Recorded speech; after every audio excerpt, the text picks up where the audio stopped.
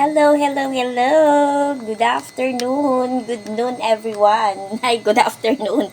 It's already 1:27 na. So, magwa 1:30 na. O, diba?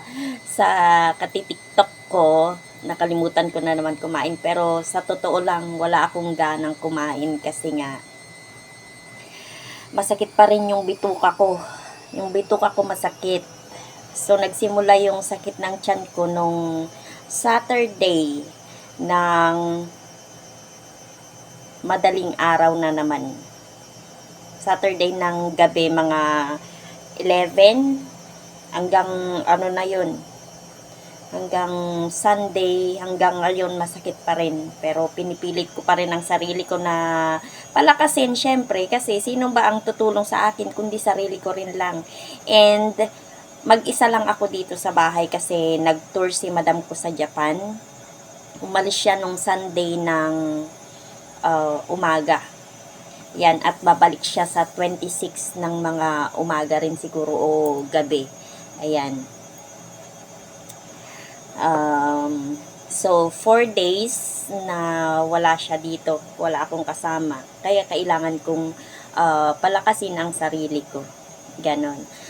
At si Moy Moy naman is hindi nagwo-work kasi yung cough niya is dry cough. Hindi naman siya pwedeng pumasok kasi siya lang yung parang aso doon na kahul ng kahul at natatakot yung mga katrabaho niya na mahawaan. Alam nyo naman, di ba? Yung mga incheck, takot sila sa sakit. Ganon. Pero sila yung laging tinatamaan. Ganon. Di ba? Takot sila sa germs, pero alam nyo na, ganon. Ayoko na magsalitars.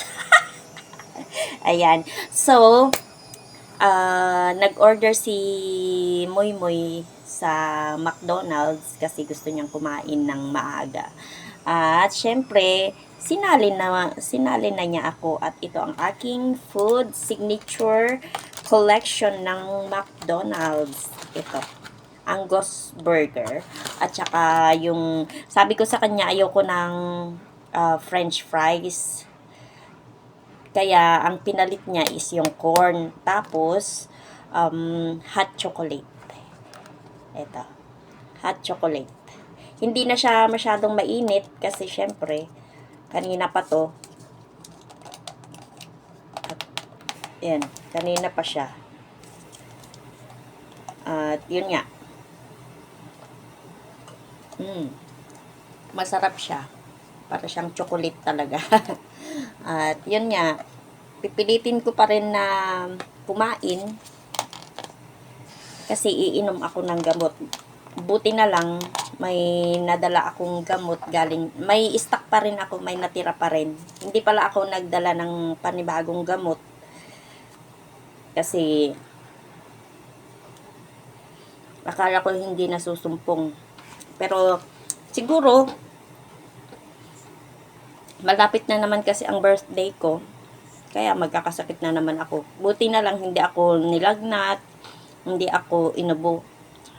Kasi mostly yon ang maatake rin na isa sa akin. Tapos itong tiyan ko, ganun. Tiyan ko, ulo ko, basta yun. Kaya kain tayo mga people.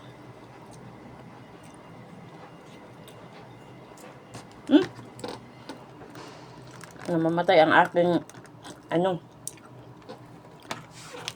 wait. Yun, lobat pala ang aking power bank. Kaya charge ko muna para magkaroon ako ng ilaw sa aking harapan. Ayan. So, ganon palagi. Pag malapit na akong mag-birthday, magkakasakit talaga ako. Basta ang mga month kung saan ako inaatake ng sakit. Kung hindi September ay bago ako mag-birthday. Ganon.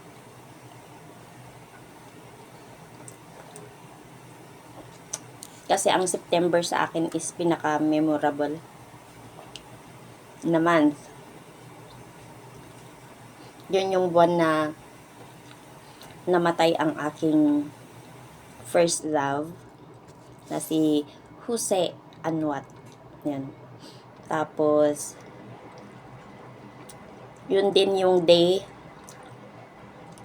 na namatay yung naoperahan ako ng ectopic pregnancy, yung first baby ko, si baby Angelo. Yun. Kaya simula nun, every September, hindi ko alam, simula anong namatay si Jose, simula nun, every September, may mga September din na hindi ako nagkakasakit, pero sa pagdating ng birthday ko, doon naman ako magkakasakit. Ganon. At pag ako'y nagkasakit, matindi talaga yung sakit. Talagang as in. Kaso nga lang hindi ako nagpapadala sa hospital kasi ayoko ng amoy ng hospital. Ganon. Kaya gamot na lang. Pero pag talagang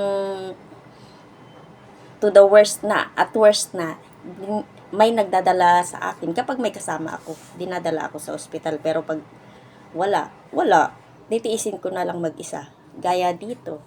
Ganon. Sabi nga ni madam ko, punta ako ng doktor. Sabi ko, wag na lang. May gamot pa naman ako. Sinasabi ko lang na okay ako, pero sa katotohanan, masakit. Ang sakit-sakit. Yun. Tapos, dinadagdagan pa ako ng stress ng aking partner. O, diba? Yan. Ang mga, ayaw ko yung sa tao, yung sinungaling ba talaga. Tapos, ako yung babalik ta rin na, ako yung ano daw, yung pag-iisip ko ba is masama. Pinag-iisipan ko ng masama yung isang tao. Hindi ako nag-iisip ng masama. Kung ano yung nakikita ko, doon ako nagre-react. O sige, magbaliktad tayo, di ba? Kung ikaw ang nakakita sa mga ginagawang ganon, yung mga naririnig mo, hindi ka ba maririndi? Tapos ikaw pa yung gagawing mali, ikaw pa yung gagawing masama, di ba? So, sobra akong galit, naiinis, at hindi ko alam kung hanggang kailan maalis ang galit ko. Kasi, sa totoo lang, magagalitin talaga ako. Pero, madalang akong magalit ng todo-todo. Yung sobra-sobra, yung bonggang-bongga. At kapag na-meet mo yung galit kong yun, hindi ko alam kung hanggang kailan kita mapapatawad. Kung may chance pa na mapatawad kita. Ganon ba? Bahala na si Batman. Kung swerte mo kung dadating yung time na yun. Pero kung hindi, edi hanggang ganon lang. Kasi ayoko yung mga sinungaling talaga. Kasi ako yung nagbabago na. May interruption, tumawag si Moy. Sabi niya sa akin na kapag bababa daw ako, bilhan ko na naman daw siya ng tiset kasi pupunta siya ng Buddha Center. Sabi ko, may sakit ka, lalabas ka na naman, magpagaling ka nga muna. Sabi ko, okay. Sabi niya, bakit hindi ba pwedeng pumunta ako na may sakit ako? O syempre, maihahawa mo yung sakit mo sa iba, sabi ko. Kaya sige, wag na, sabi niya gano'n. Ay nako, asan na ba ako? Nakalimutan ko. Yun. Ayoko ko talaga sa taong sinungaling. Kasi, nagbabago na nga ako. Tapos, ganun na naman ang yung mabilis kasi akong maka-catch up ng ugali ng ibang tao. So, syempre, gusto ko na rin magbago kasi nga, 'di ba? Napakasama ko ngang tao. Syempre, kunti na lang ang natin dito sa mundo, hindi natin alam ang time natin. So, kailangan nating magbago-bago habang may chance pa. Ganon. O, diba? So, kain muna tayo. Itutuloy ko na lang mamaya ulit. Bye-bye!